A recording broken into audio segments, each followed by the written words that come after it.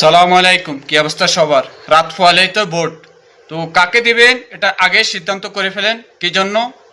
এটা একদিন দুই দিনের জন্য ন, এক মাসের জন্য না, এক বছরের জন্য না, 5টি বছরের জন্য।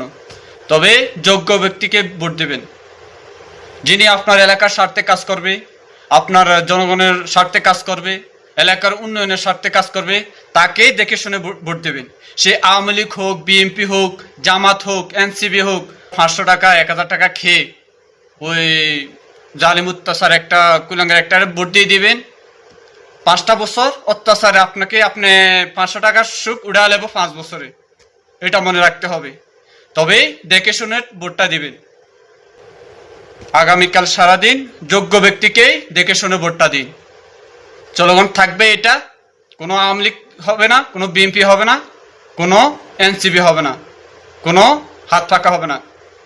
এটা হবে শুধু যোগ্য ব্যক্তির ভোট। তবে আপনার 5টা বছরের ডিসিশন, আপনার ডিসিশন। 5টা বছর আপনি কাকে দেখতে চান, আপনার এলাকা কে আছে। আমাদের নোয়াখালী 4 আসন, আমাদের নোয়াখালী 4 শাহজাহান আছে এবং কি খন্দকার আছে এবং কেউ যারা যে কথা বলতে পারবে, আপাতত যে যোগ্য, যে আমাদের নোয়াখালী বিভাগ নিয়ে কথা বলবে, যে আমাদের নোয়াখালী এয়ারপোর্ট নিয়ে কথা বলবে, যে আমাদের হাতিয়ার যে নদী ভাঙ্গন আছে এটা নিয়ে কথা বলবে, যে আমাদের নোয়াখালী থেকে লক্ষ্মীপুর, নোয়াখালী থেকে সুবর্ণচর পর্যন্ত রেলওয়েটা এটা নিয়ে কাজ করবে এবং কি নোয়াখালী যে স্টেডিয়াম আছে এটা নিয়ে কাজ করবে। উন্নয়নমূলক যে উনি কাজ করবে, যিনি আমাদেরকে আশ্বাস দিচ্ছে, যিনি আমাদেরকে এগুলা কাজ করতে পারবে, সংসদে গিয়ে কথা বলতে পারবে, আমরা তাকেই দিব। ঠিক আছে? তো আগামীকাল সারাদিন যোগ্য ব্যক্তিকেই ভোট দিন। ঠিক আছে? আল্লাহ হাফেজ। আর কালকে দেখা হবে। তবে ভোট দিবেন সবাই। ভোট দেওয়ার পরে ভোটটি বুঝে নিয়ে ওরা হিসাব দিয়ে যাবে ভোট কত ভোট হয়েছে। ভোটটা হিসাব নিয়ে তারপরে বাসায় যাবেন। না হলে আপনার ভোটটা জলে চলে যাবে। কারণ বাংলাদেশে 54 বছর ইতিহাসে কখনো সুষ্ঠু ভোট হয় নাই।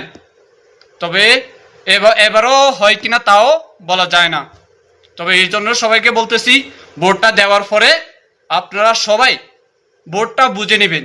ভোটটা বুঝে নিয়ে বিকেলবে তারপরে বাসায় গিয়ে পৌঁছাবেন। ঠিক আছে? আল্লাহ হাফেজ।